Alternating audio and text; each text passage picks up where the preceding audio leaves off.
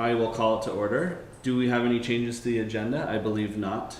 And as is tradition, we usually approve the previous meeting's minutes, which I did review earlier today. I had no substantive changes, but you said David might have had a couple comments. Yeah, David provided one comment to the to item 5, the public hearing. Basically, just some clarification in the language. It was nothing substantive, just more of a minor issue to just better represent what was said. Okay. Should we wait and see what that is? I can. It basically. Let's see what. It was, sorry, let me bring up the existing minutes so I can tell you the, oop. I just heard him, I think. That was me. Oh, that was you? Yeah, oh, sorry. Let's see. Minutes. There we are, minutes, sorry. So the minutes previously stated,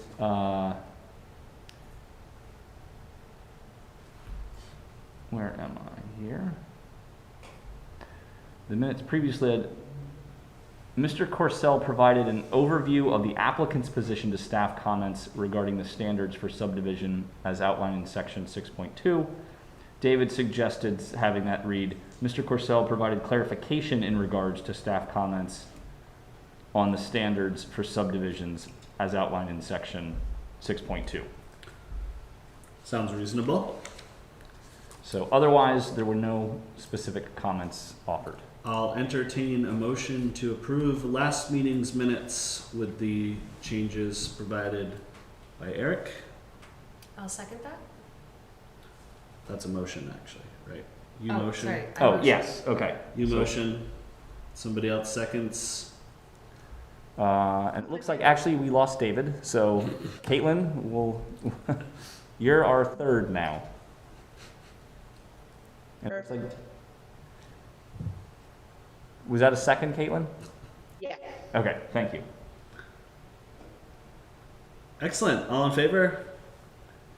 Aye. That's all of us. Motion carries. Thank you. So we approve the minutes. Okay, public comment. Do we need to offer that? We do, yes. A couple people in the office. So we have the applicant here. So public comment is a time for folks to provide comments on items not on the agenda. So if you're here for an item that's not on the agenda, you can make comments now. Otherwise, you will have an opportunity to provide any comments during the agenda item. And it looks like David is actually on his way here. So he will be showing up in person here before long. Perfect. I know we just started, but should we wait a couple minutes for him to show up, or do you want to keep moving? I think we can.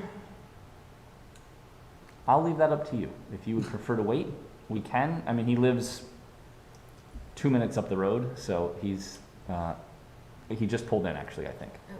So, so if you want to wait, let me just double check that. We're gonna pause for 2 minutes while he comes in. Thank you very much for your patience. It won't even be 2 minutes. As he's walking in the door right now.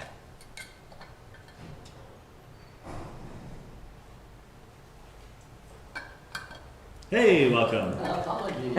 Made it just in time. We are about to begin the sketch plan review for 262 North Street, a minor subdivision.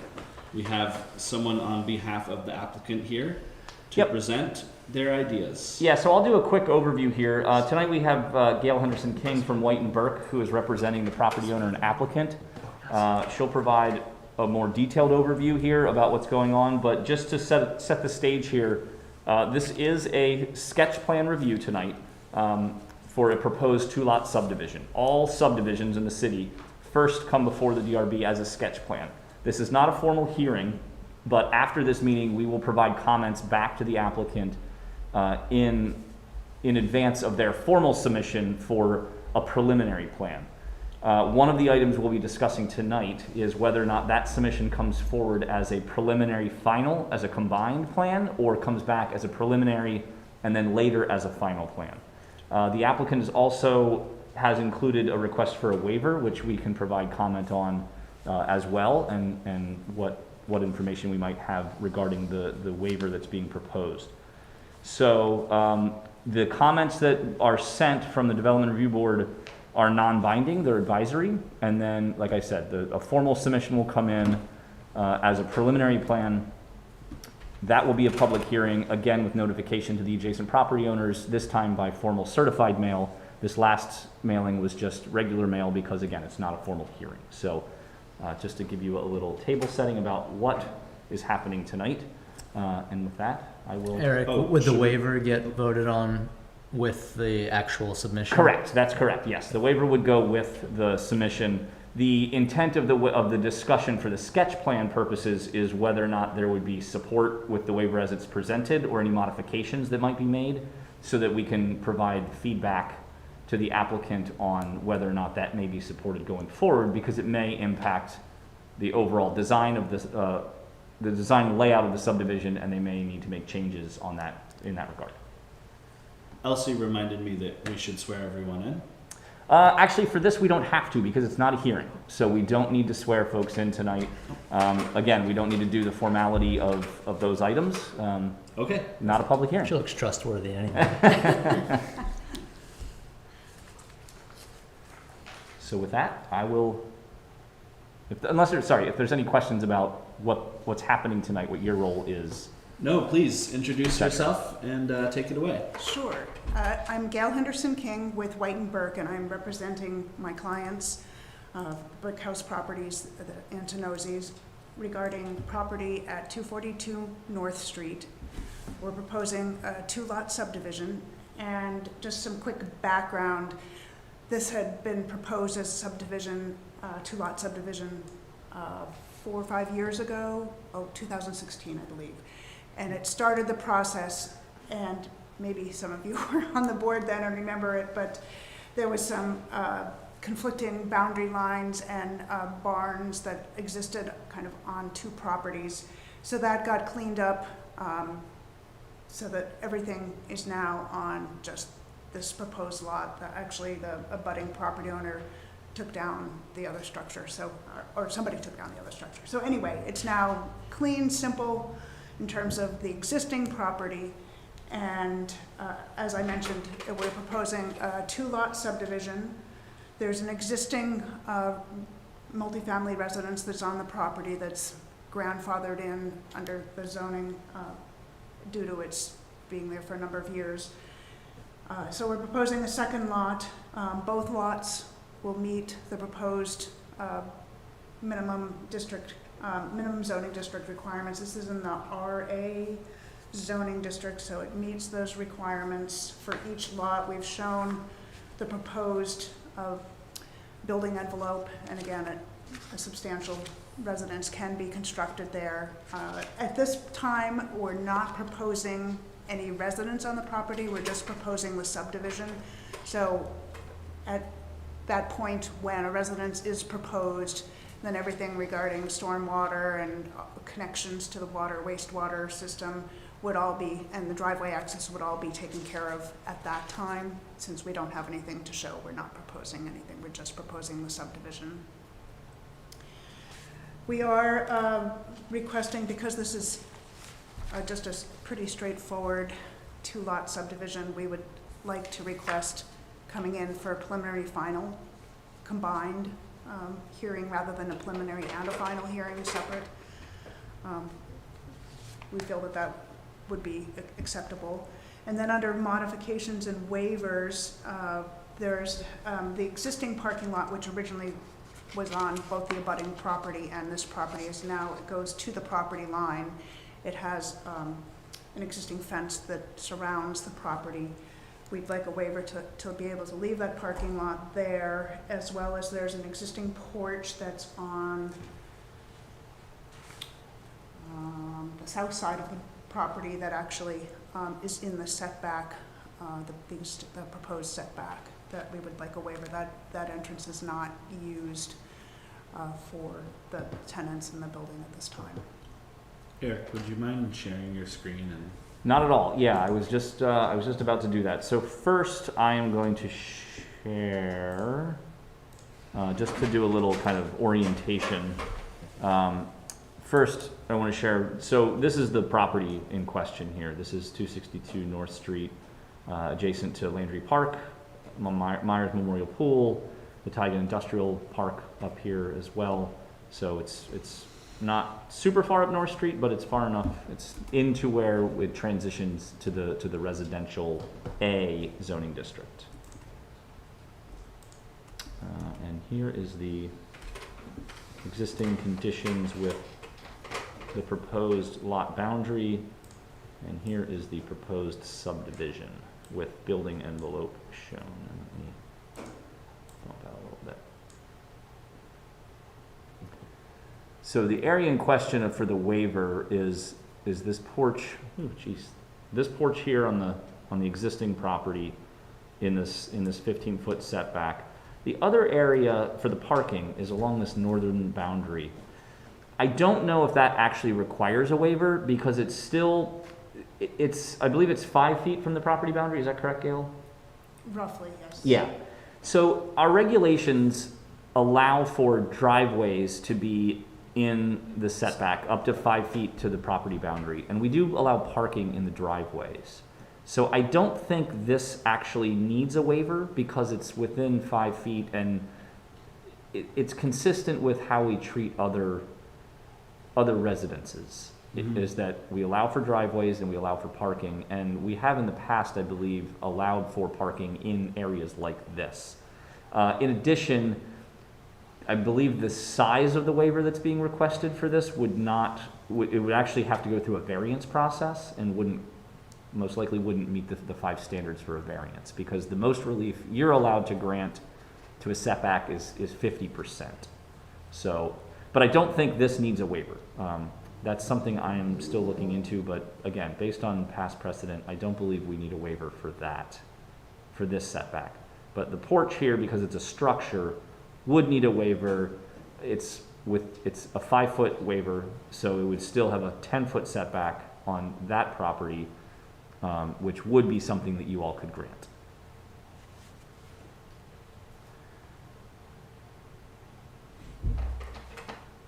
So, Can you talk about the reason the lines are laid out this way? Does the 2 new lots just barely meet the area requirements? What's the reason not to move that line down 5 feet to the south and then not need a waiver for the porch? It just starts to make that front part of the lot narrow, and that's kind of the largest of the proposed lot. That's kind of the largest part of the lot, and that most likely would be where the residents would potentially go. So that's, just, we'd like to be able to leave it like that. And again, because it's not being used by the tenants for access, we thought that it wasn't it's not, we thought it would be a reasonable request. So yeah, David, to your question, the minimum lot size for this zoning district is 10,000 square feet. The existing property is almost an acre. It's just over 38,000 square feet. So this would result in the current lot A, or the remainder of the lot A, would be about 19,500 square feet, and lot B, the new lot, would be just over 18,500 square feet. That's what I remembered from the submission, is that they were substantially over the minimum Correct. that was required. So it's more an issue of the desirability of the lot for sale, is what it sounds like, and for development.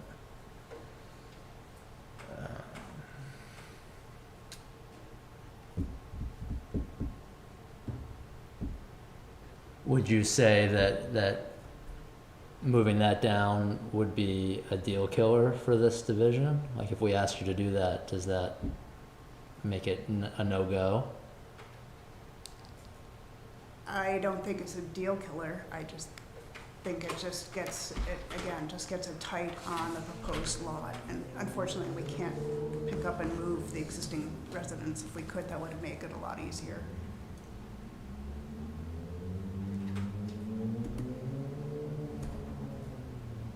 But we can look at that and see if we can make that adjustment. Any Because it might not questions? really even, go ahead, it might not, well, I guess it's gonna limit the building envelope a little bit.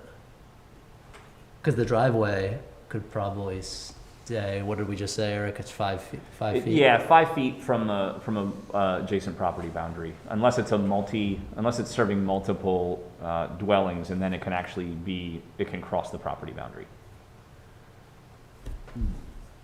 I don't know. No, I was gonna see, Caitlin, any questions from online? No, I don't have any questions right now. Where's the fence that you talked about? There's an existing fence along the northern property line of the existing residence, which is, I believe it's right on the property line, or pretty close. Both on the north side and on the west side, there's also a fence on the back of the property. Not sure if it shows up on this. Yeah, it is listed on this, a wooden I fence. think it's on the existing conditions, yes. Yep, here, it mentions a wooden fence. Right.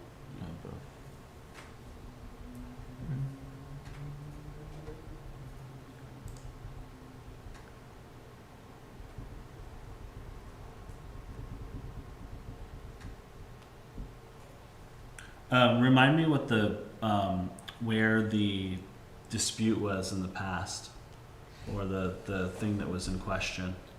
The property there was the property along the northern property line. There were actually two lots there. So the lot that was on the northwest side had part of the existing garage, and that garage had been there for years, I guess. So there was some land on the west side of the lot that was the boundary line adjusted there in exchange for dealing with the barn and getting the garage, taking that down. Yeah.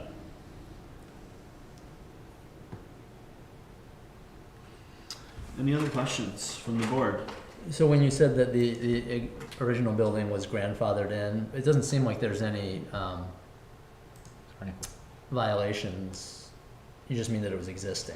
It's right? just existing, and Yeah. in the zoning district, you're only allowed 2 residential units on a lot, and this is I believe there's 5 units in this building, so that's pre-existing grandfather.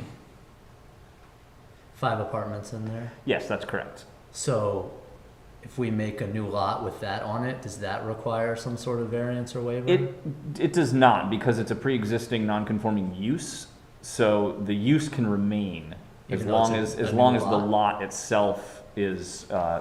In this case, the lot is what would need to meet the minimum standards and come into conformance with our current regulations. Now, if they were proposing changes to the building as well, then we would need to look at whether or not it would meet any thresholds to come into conformance. We do allow for pre-existing nonconformities to exist and to make changes and alterations within some certain parameters, so that they can continue What about to. request waivers, They can do that as well. even if it's non-conforming? I believe so, yes, because they're not proposing any changes to the structure itself, Right. just creating a new lot in order to make the structure conforming to the minimum dimensional standards. Mm-hmm. So hypothetically, I don't know if this is something that's of interest, but to tear down that porch that is over the encroachment, which would put this into compliance, would that then put that structure? I don't believe so, because the degree of nonconformity is not increasing. Okay. Do you know? Oops, sorry. Do you know where are the entrances to the 5 apartments? Is it all on the driveway side, or is that porch actually an entrance to one of the? I don't believe that porch is used as an entrance. The entrance on the west side of the house is used. The porch area on the north side, as well as there's an entrance that got put on the northeast side. I believe that is the entrances. I don't know the configuration inside of how they work, but those are the entrances that are used. There's various doors, yeah. Yes. Okay. It's possible that may also be required as a means of egress because it is a 5-unit building. So there may need to be something there anyway, even if they were to remove the porch, they might still need to have some stair or something, Right. yeah.